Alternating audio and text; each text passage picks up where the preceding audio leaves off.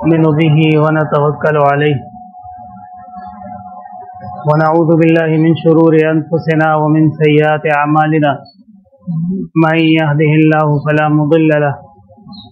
ومن يضلله فلا هادي له وأشهد أن لا إله إلا الله وحده لا شريك له وأشهد أن سيدنا ومولانا محمدا أحمد عبده ورسوله أرسله الله تعالى إلى كافة الخلق بين يدي الساعة بشيرا ونذيرا وداعيا إلى الله بإذنه وسراجا منيرا أما بعد فأعوذ بالله من الشيطان الرجيم بسم الله الرحمن الرحيم فلولا نفر من كل فرقة منهم طائفة ليتفقهوا في الدين ولينذروا قومهم إذا رجعوا إليهم لعلهم يحذرون وقال النبي صلى الله عليه وسلم من يرد الله به خيرا يفقهه في الدين۔ اللہ تعالیٰ کے فضل و کرم سے تفسیر قرآن کریم کا جو درس جاری اور ساری ہے وہ عنقریب نصف قرآن کریم تک پہنچنے والا ہے۔ حضرت والد صاحب کی طبیعت میں کچھ ناسازی کی وجہ سے آج کے درس میں حضرت تشریف نہیں لا سکے، لیکن ہمارے بہت سارے احباب ہیں محسن ہیں جو وقت نکال کر یہاں تشریف لائے ہیں یا انٹرنیٹ کے ذریعے اس وقت فراغت کو یقینی بنا کے درس کو سنتے ہیں، تو ان قیمتی اوقات کو ہم ضائع نہ کریں اور کچھ نہ کچھ اللہ اور رسول کی بات ہو جائے تو زیادہ مناسب معلوم ہوتا ہے۔ قرآن کریم کی تفسیر یہ ایک افضل ترین عمل ہے۔ اللہ تبارک و تعالی بہت ہی اپنے محبوب لوگوں کو اس بات کی توفیق عطا فرماتے ہیں کہ وہ اللہ کی کتاب کو سمجھیں اور اس کا ترجمہ سیکھیں، اس کے معانی کو سمجھیں اور اس درس کو آگے بڑھائیں۔ پیغمبر صلی اللہ علیہ وسلم نے فرمایا خیرکم من تعلم القرآن وعلم، اللہ کی کتاب کو پڑھنے اور پڑھانے والے، اللہ کی کتاب کی خدمت کرنے والے، اللہ کے پیغام کو آگے بڑھانے والے، یہ سب اللہ تبارک و تعالی کی محبوب مخلوق ہیں، اللہ کے ہاں پسندیدہ لوگ ہیں۔ ساتھ قرآن کریم کی تفسیر کے کچھ مقاصد اور کچھ تقاضے بھی ہوا کرتے ہیں۔ سب سے پہلے تو جیسے اللہ تبارک و تعالی نے قرآن کریم کی بالکل ابتدا میں سورہ بقرہ میں فرما دیا ذالک الکتاب لا ریب فیہ ھدی للمتقین، کہ یہ اللہ کی کتاب کامیابی کا ذریعہ ہے اور اللہ کی کتاب یہ جنت تک پہنچانے والی ہے، لیکن اس کے لیے کچھ صفات پیدا کرنی ہوتی ہیں اور کچھ ایسے اعمال ہیں جو اپنانے پڑتے ہیں۔ الذین یؤمنون بالغیب ویقیمون الصلاۃ ومما رزقناہم ینفقون، تقوی اختیار کرنا اور اللہ کی کتاب سے جو ہم سیکھتے ہیں اس کو اپنی عملی پریکٹیکل زندگی میں لانا اور اس کو اپلائی کرنا، یہ ایک مسلمان کے لیے نہایت ضروری ہے۔ اور ایسے کہنے کو یورپ کی اور امریکہ کی یونیورسٹیوں میں غیر مسلم پروفیسر اور اسکالرز ہیں، موجود ہیں، جو یہ دعویٰ کرتے ہیں کہ ہم قرآن کے اوپر بڑی تحقیق کر چکے ہیں اور آگے اس کو کام بڑھا رہے ہیں، لیکن ان کو اللہ تبارک و تعالی نے ایمان کی ہدایت اور ایمان کی روشنی سے محروم رکھا ہوا ہے، اس لیے وہ در حقیقت قرآن کی روح کو نہیں جانتے۔ وہ عبارات کی حد تک اور ترجمے کی حد تک سمجھتے ضرور ہوں گے، لیکن جب اللہ تبارک و تعالی ایمان کی دولت عطا فرما دیتے ہیں تو اس کے بعد جب قرآن کی آیات کانوں میں رس گھولتی ہیں تو مومن کا ایمان اور مومن کا جو تقوی ہے وہ بہت بلند حد تک پہنچ جاتا ہے۔ تو قرآن کریم کی تفسیر اللہ کے فضل سے حضرت والد صاحب بڑی کوشش کر کے اور تفصیلات کے ساتھ اور ائمہ کے اقوال کے ساتھ اور اس کی تراجم کے ساتھ تشریحات کے ساتھ بیان فرما رہے ہیں۔ یہ ایک وسیع اور عریض میدان ہے، اس کی تفصیلات میں ہم جیسے ناقص العلم لوگ جا بھی نہیں سکتے، لیکن اتنی بات ہم ضرور کر سکتے ہیں کہ یہ تمام علوم، یہ تمام فوائد اور تشریحات، یہ تمام آثار، ان کا مقصد اور ان کا خلاصہ وہ ایک ہی ہے، وہ یہ ہے کہ قرآن کو ہم نے اپنی زندگیوں میں راسخ کرنا ہے اور اپنی زندگیوں کا مقتدا بنانا ہے۔ صحابہ کرام رضوان اللہ علیہم اجمعین اکثر و بیشتر وہ صحرائے عرب سے تعلق رکھنے والے لوگ تھے، بہت کم ایسے تھے جو لکھنا پڑھنا جانتے تھے، جو کاتبین وحی ہیں اور جو علماء صحابہ کرام ہیں ان میں سے چند کے علاوہ باقی تمام بس انہوں نے اس بات کو یقینی بنایا تھا کہ وہ پیغمبر صلی اللہ علیہ وسلم سے جو سنی ہوئی بات ہوتی تھی اس پر عمل کو یقینی بنایا کرتے تھے۔ وہ اس کی تفاصیل میں نہیں جاتے تھے کہ آج کل لوگوں کی عادت ہے، اکثر و بیشتر سوالات ہوتے ہیں کہ جی فلانے درس میں فلانی تقریر میں آپ نے یہ بات کہی اور فلانے دن آپ نے یہ بات کہی، تو مہربانی کہ اس کا حوالہ دے دیجیے۔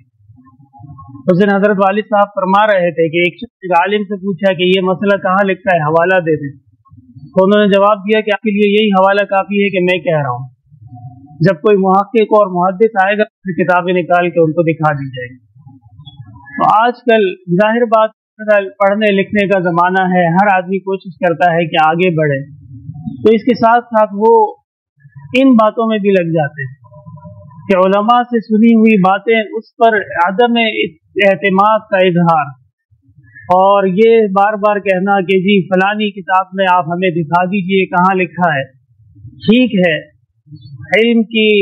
تقاضوں کے مطابق ضرور ہے، لیکن صحابہ کرام آپ صلی اللہ علیہ وسلم کے ارشادات اور قرآن کریم کے آیات سن کے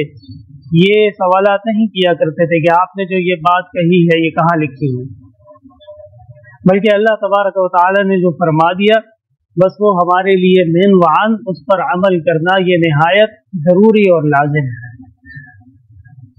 تو قرآن کی تفسیر یہ ایک بہت اللہ کا محبوب علم ہے، اور حقیقت میں جتنے بھی علوم ہیں، خواہ وہ حدیث ہو، خواہ وہ فقہ ہو، وہ عربی لغات ہو، وہ معانی ہو، وہ فنون ہو، وہ شعر ہو، وہ نثر ہو، یہ سارے کے سارے علماء کرام اسی لیے سیکھتے اور پڑھتے ہیں کہ وہ قرآن کریم کے عبارات کو سمجھ سکے، اور قرآن کریم کے اندر پائے جانے والے جو اللہ تبارک و تعالیٰ کی طرف سے اس میں پوشیدہ رکھے گئے اسرار اور رموز ہیں ان کو جاننے کی اور سمجھنے کی کوشش کریں۔ یہ درس بہت سارے علماء بھی سن رہے ہیں، لیکن اسی طرح بہت سارے ایسے افراد جو محض قرآن کریم کی محبت میں اور قرآن سے عشق کے درجے میں یہ درس سن رہے ہیں، ان سے میری یہ درخواست ہے کہ یہ صرف سننے کی حد تک نہ رہنا چاہیے، بلکہ سننے کے ساتھ ساتھ ہر ایسا دن نہیں گزرے گا مگر یہ کہ آپ نے کوئی مسئلہ سنا ہوگا، مگر یہ کہ آپ کوئی نئی حدیث سنی ہوگی، قرآن کریم کا کوئی نیا حکم سنا ہوگا، اس کو اپنانے کی کوشش زندگی میں کی جائے تو پھر یہ درس انسان کو فائدہ ضرور دے گا۔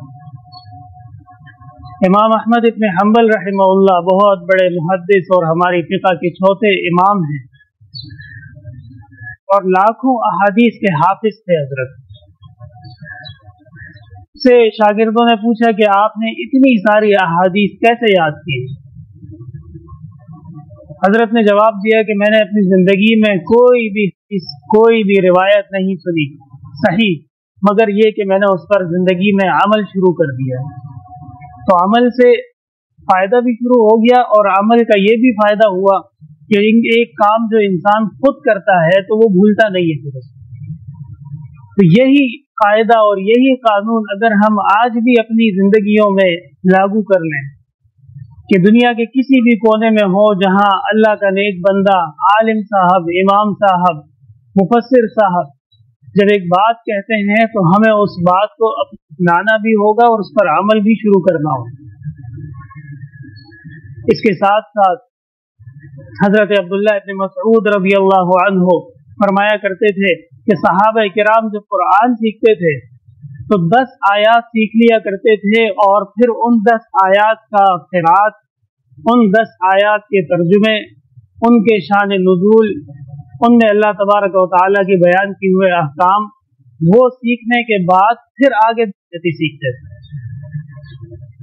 तो गोया कि तफसीर का दर्स और तफसीर का इल्म ये आप सल्लल्लाहु अलैहि वसल्लम ने सहाबा किराम को भी पढ़ाया है।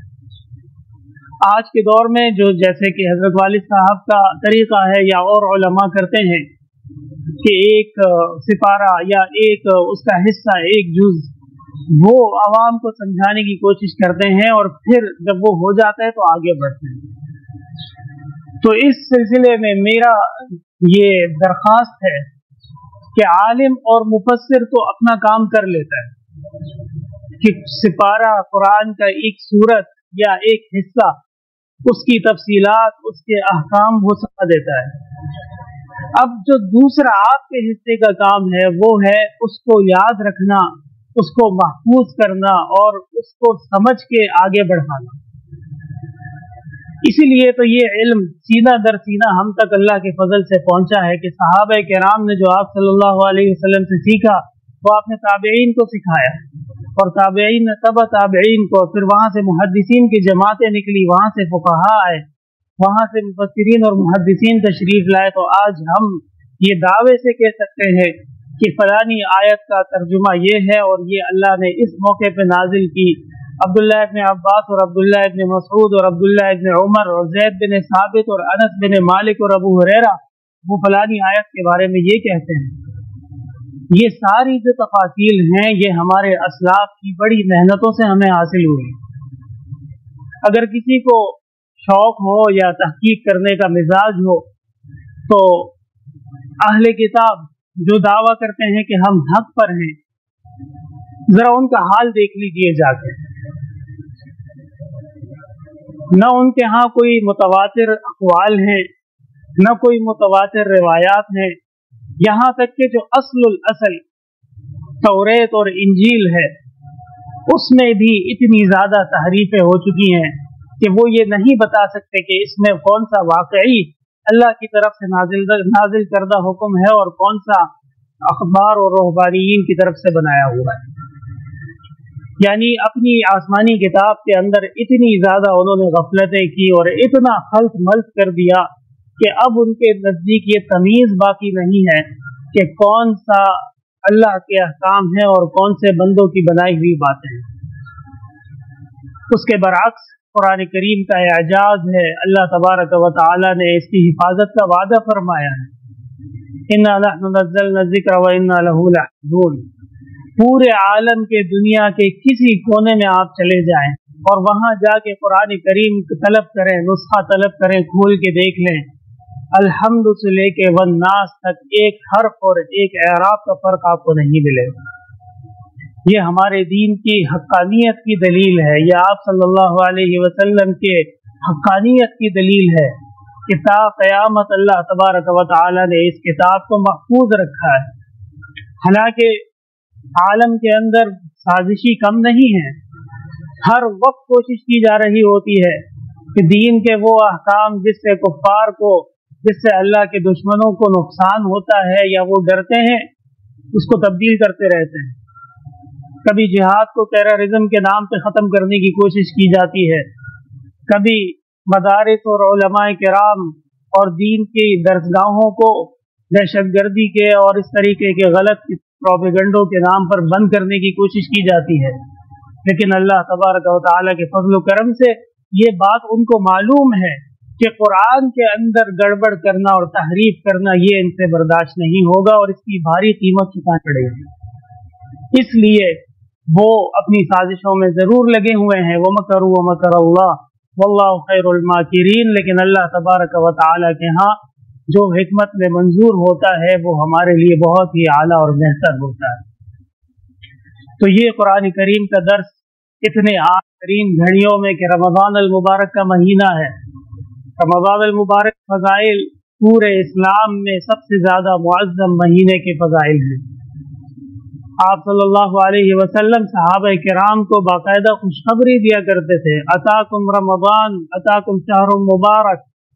ये रमज़ान का महीना आया है और ये बहुत मुबारक महीना है। तुफ़्तहु फ़ीही अब्वाबुल जिनान, इस महीने में अल्लाह तबारक व तआला मोमिनीन के आमाल की बरकत से और उन पर रहमतें करते हुए जन्नतों के दरवाजे खुलते हैं।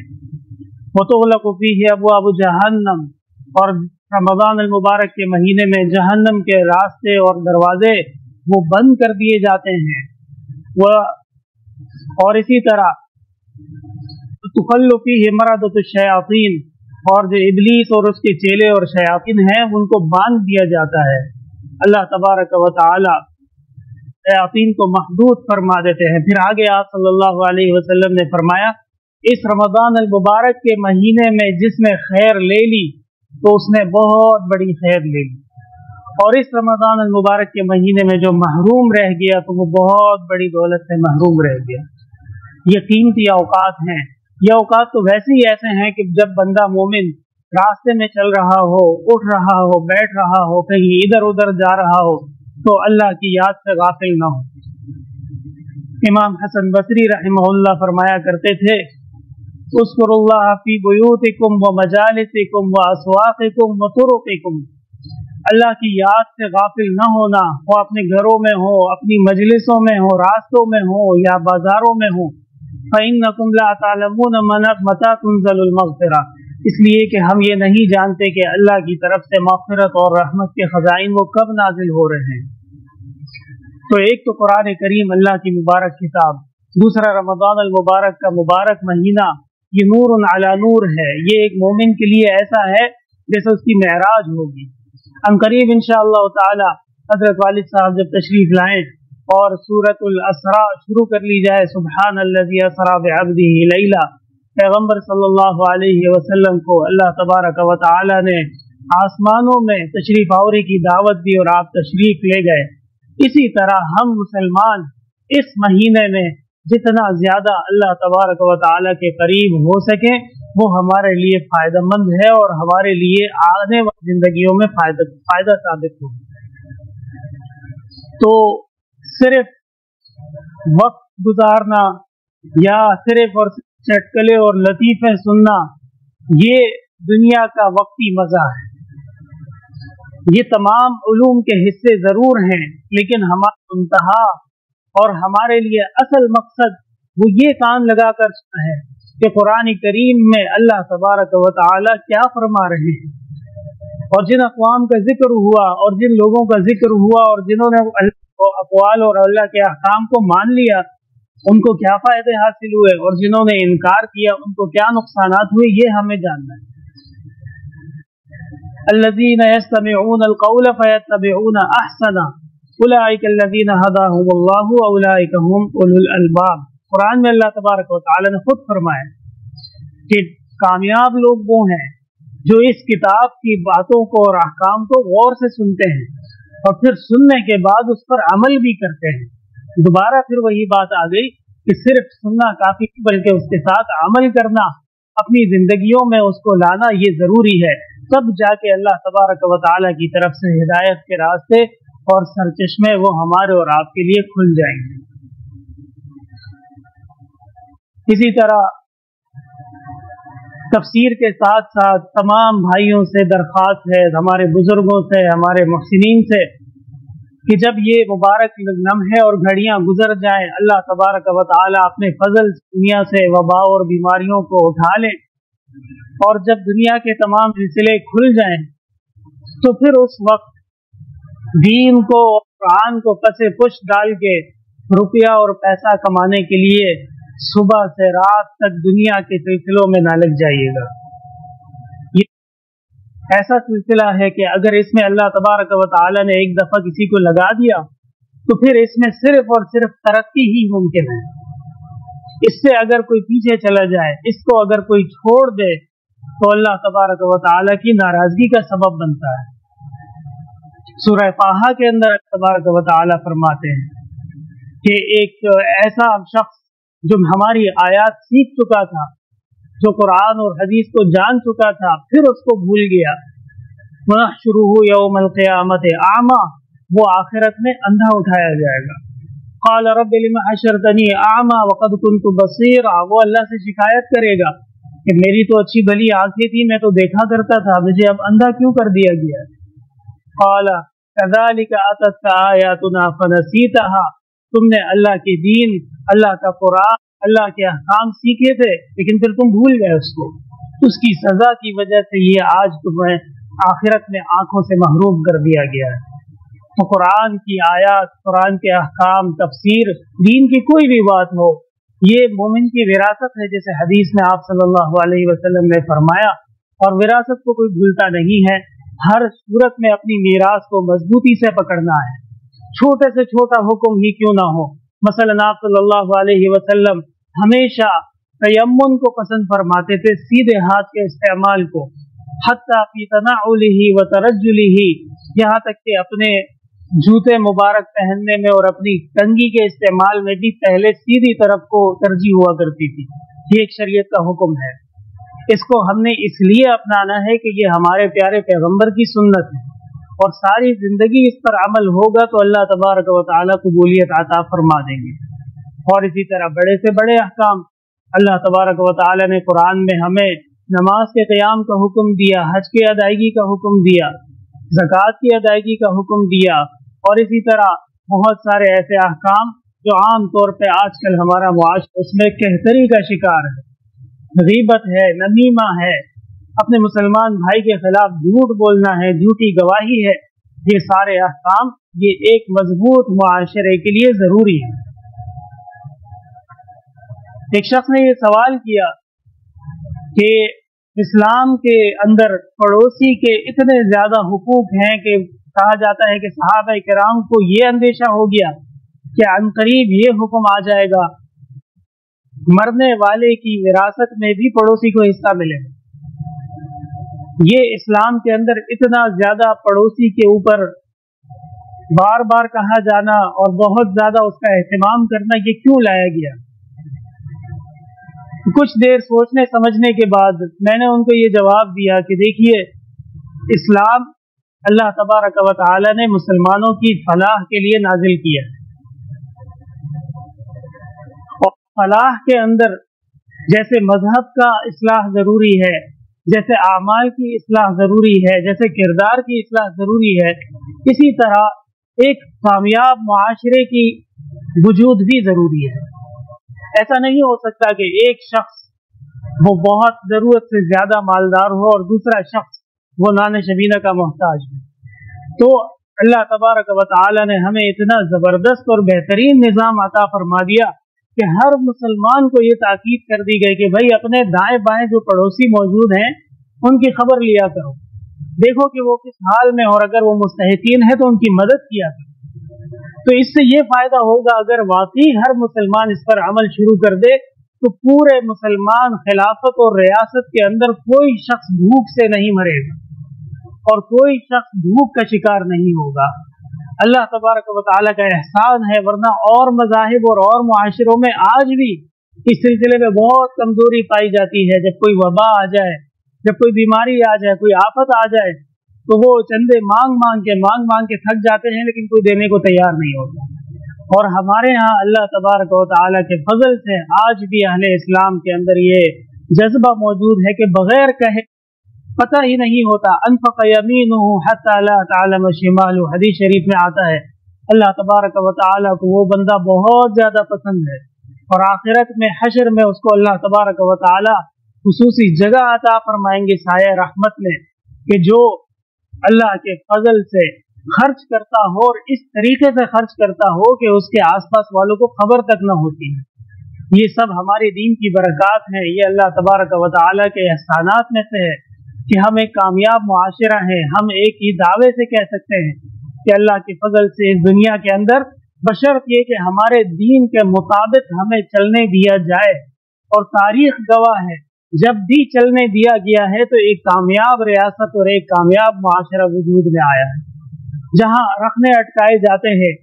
اور نہ بات بات پر مشکلیں پیدا کی جاتی ہیں، ظاہر بات ہے جب احکام پر عمل نہیں ہوگا تو پھر اللہ تبارک و تعالیٰ کی طرف بھی ویسی مدد اور نصرت نازل نہیں ہوتی۔ تو یہ ساری تفسیر اور تفصیل کا مقصد یہ تھا کہ یہ قرآن کریم اللہ کی کتاب یہ مسلمان کے لیے کامیاب زندگی کے لیے کافی اور شافی ہے۔ اس کے ہوتے ہوئے ہمیں نہ مغرب سے متاثر ہونا ہے، نہ ہمیں ہندوؤں سے چیزیں سیکھنی ہے، نہ ہمیں یہود کی طرف دیکھنا ہے، بس یہ قرآن ہے تو بس کافی ہے۔ بس بات یہ ہے کہ ہمیں اگر واقعی اس کی قدر آ جائے اور ہم اپنی زندگیوں میں اس کو اپنا لیں تو ہم آئندہ ہم وقت اللہ فضل و کرم سے دنیا اور آخرت کے اندر کامیابیاں سمیٹ سکتے ہیں۔ یہ چند گزارشات تھی جو میں نے وقت کو غنیمت جان کے آپ تمام دوستوں کے سامنے پیش کی ہیں۔ امید ہے اللہ تبارک و تعالیٰ قبول فرمائیں گے اور بھائیوں کو توفیق عمل عطا فرمائیں گے۔ الحمدللہ رب العالمین۔ اللهم لا تدع لنا ذنبا الا غفرته ولا هما الا فرجته ولا حاجة الا قضيتها يا ارحم الراحمين ويا اكرم الاكرمين۔ اللهم حلل مشكلاتنا واقض حاجاتنا وادفع عنا بلياتنا واشف مرضانا واسمع دعواتنا انك سميع مجيب۔ اللہ تبارک و تعالی مسلمانوں کی دعائیں قبول فرمائے۔ حضرت والد صاحب کا یہ بہترین عمل قرآن کریم کی تفسیر اللہ تبارک و تعالی اپنی بارگاہ میں قبول فرمائے، اس کو قائم اور دائم رکھے، اس کو دوام عطا فرمائے۔ حضرت والد صاحب کو صحت کامل اور شفا عاجل عطا فرما دے۔ حضرت کا سایہ محترم ہم پر اور آپ پر قادر قائم اور دائم رکھے تاکہ توحید کا اور قرآن کریم کی تفسیر کا اور احادیث کا یہ چشمہ جاری اور ساری رہے۔ جو حضرات دعاؤں کا کہنا چاہتے ہیں لیکن نہیں کہہ سکے، اللہ تبارک و تعالیٰ کے علم میں سب موجود ہے۔ اللہ تبارک و تعالیٰ ان کی مشکلات آسان فرمائے، مرادیں عطا فرما دے۔ صلی اللہ تعالی علی خیر خلقہ محمد وعلی آلہ واصحابہ اجمعین برحمتہ۔